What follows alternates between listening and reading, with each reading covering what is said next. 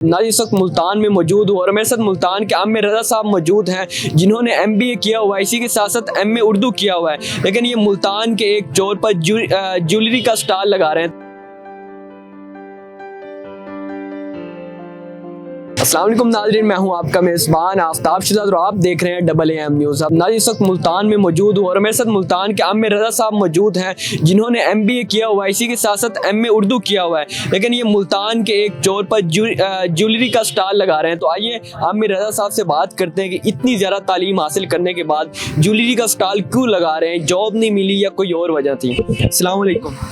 वालेकुम सलाम। आमिर भाई कैसे हैं? अल्हम्दुलिल्लाह, अल्लाह शुक्र, आप सुनाएं। अल्हम्दुलिल्लाह ठीक ठाक। आमिर भाई सबसे पहले तो ये बताइएगा, इतनी ज़्यादा तालीम हासिल की, यूनिवर्सिटी में गए, पढ़ा और उसके बाद ये ज्वेलरी का स्टॉल लगा लिया, क्या वजह बनी? बस यही हो जाती कि जी पढ़ लिख के जो कुछ मिल जाएगा, जो कुछ अच्छा होगा, जो कुछ जी अपना जी घर का जी सर्कल या जो कुछ अपने एक्टिविटीज़ अच्छी जी करेंगे। मगर जी पाकिस्तान में जी जो जी तनख्वाह पूछो जी 15,000 रुपये, जी 20,000 रुपये, इससे ऊपर होती नहीं है। अब 15-20 हज़ार में जी क्या होता है आजकल? कुछ भी नहीं होता। तो फिर इसलिए जी कारोबार की जो तरफ जी माइंड आया तो जी ये फिर जी ज्वेलरी का स्टॉल लगाया। यानी आपने 4 साल डिग्री पर लाखों रुपए खर्च किए और जब मार्केट में गए तो उसकी वैल्यू सिर्फ 15 से 20 हज़ार रुपए थी। 15 से 20 हज़ार रुपये थी, इससे ऊपर जो कोई बताता ही नहीं था। क्या वजह है? MBA तो बहुत मुश्किल डिग्री है और इसको तो जो करता है वो बहुत सारी जो बड़ी कंपनीज हैं वो हायर कर लेती हैं एज अ बिजनेस में। ये बहुत अच्छी डिग्री है, तो वो करने के बाद आपने अपना एक स्टॉल लगाने को तरजीह दी, क्या देखते हैं, क्या वजह देखते हैं? बस जब मैं मार्केट में निकला तो इसकी जो कोई वैल्यू इतनी खास तो नहीं थी। हालांकि मेरे जो 77% मार्क्स है MBA में, कम नहीं है जी 77% मार्क्स तो बहुत होते हैं, ठीक है। और इसके अलावा जी बस जी यही मैंने जी तामीर बैंक में भी जी जॉब की है, उधर भी 20,000 रुपये लगी थी।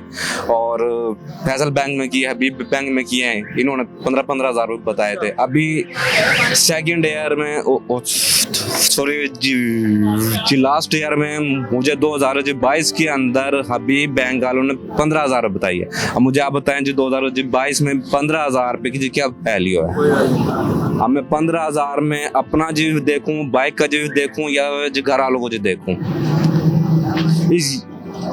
इस बिना पे फिर मैंने जो अपना स्टॉल लगाया है, ये उससे जी ज्यादा अर्न हो जाता है मेरा इधर पे। यही अल्हम्दुलिल्लाह। मेरा सवाल था कि स्टॉल से आप कितना कमा लेते हैं? लाखों रुपए आपने डिग्री पे लगा दिए और उसके बाद अब स्टॉल पे वो गुजारा हो जाता है? क्योंकि ख्वाब जो थे वो बहुत बड़े थे डिग्री में, यूनिवर्सिटी लाइफ में जो हमारे ख्वाब होते हैं कि हम एक MBA करें तो कामयाब बिजनेसमैन बनेंगे या हमारी बहुत बड़ी जॉब लगेगी, और उसके बाद आपको मायूसी हुई।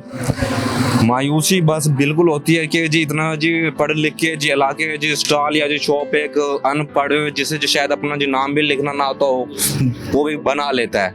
और मैंने इतनी जी तालीम हासिल की है, हालांकि मेरा MBA बैंकिंग एंड फाइनेंस है, और अगर मैं जी 6 मंथ का जी प्रोजेक्ट जी दे दूँ, मुझे MPhil की जो डिग्री जी देगी गवर्नमेंट, उसके बाद मुझे PhD में जी एडमिशन मिल जाएगा। अब PhD के बाद पूरी जो दुनिया में कहीं जी तालीम नहीं होती, मैं PhD के इक्वल आके स्टॉल लगा रहा हूँ, क्योंकि पाकिस्तान में जो तालीम की जो कोई कदर ही नहीं है, कोई एहसास ही नहीं है। हर डिपार्टमेंट में मैंने जी गवर्नमेंट जो डिपार्टमेंट में भी अप्लाई किया, इंटरव्यूज भी जो दिए हैं, उधर पे मैंने ऐसे जो शख्स भी जो देखे हैं जिन्हें शायद अपना नाम भी लिखना नहीं आता है।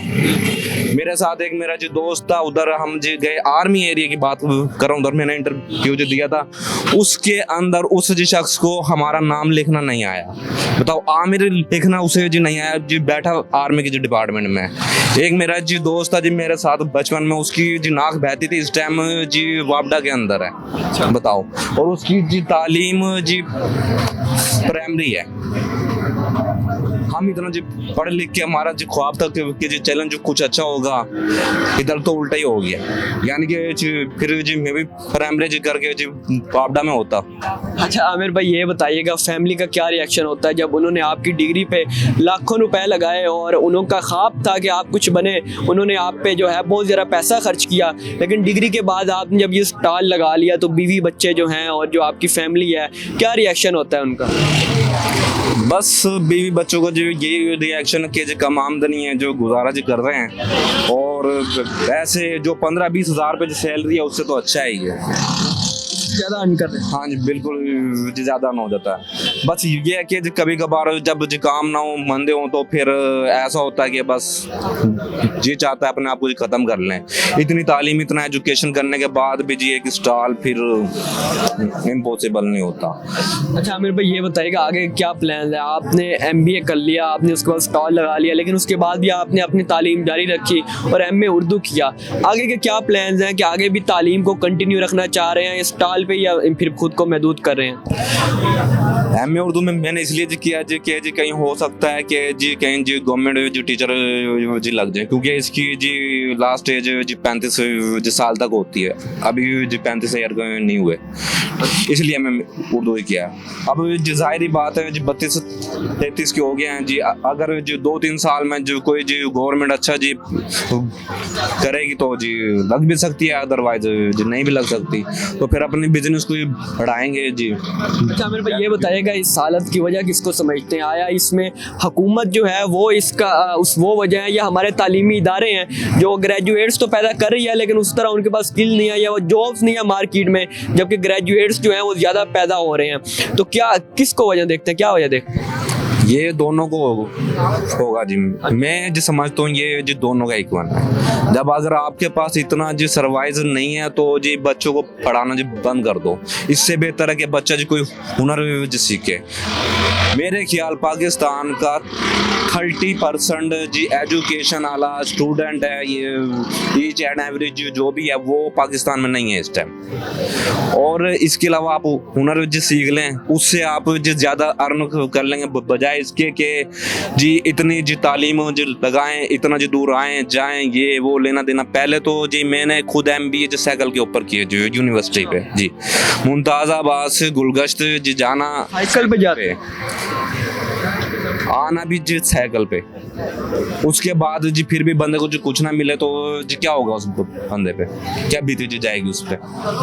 बोले इस चीज़ का हाल है, तुम मुझे बताएं। और कोई गवर्नमेंट जी कोई किसी को जी कुछ नहीं देती, जो भी आता है अपना जी पेड़ भरता है। इमरान खान का जो पिछला 5 साल का जो टारगेट था 1 करोड़ जी नौकरी जी दूंगा, मुझे तो जी दी नहीं, आपको जी दी होगी उसने, जो आप ये डबल MA उठा के फिर रहे हो, मुझे तो नहीं दी उसने। तो फिर मैं इमरान खान को बुरा भी जी कहूँगा? मेरे निगाह में जो कोई भी अच्छा नहीं है। मेरे पे आए थे वोट मांगने, मैंने उन्हें जी कहा जी मुझे जी गवर्नमेंट जी जॉब दो, मैं अपने जी घर के जी 17 वोट आपको जी दूंगा। बोलो ऊपर का ऊपर हो गया, नीचे के नीचे हो गया, क्या अलग चीज़ है? नाज़रीन मेरे साथ मुल्तान के आमिर रज़ा साहब मौजूद थे जिन्होंने 2 डिग्री हासिल की, MBA किया, MA उर्दू किया, लेकिन उसके बाद भी इन्हें जॉब नहीं मिली। और ये कहते हैं कि इसकी जो वजह है हमारी यूनिवर्सिटी भी है और हमारे जो सियासतदान हैं, हमारे हुक्मरान हैं, वो भी इसकी वजह है। उम्मीद है आपको इनकी कहानी अच्छी लगी होगी। इसी के साथ अपने मेज़बान आफ्ताब शहजाद को दी इजाज़त। अल्लाह निगहबान।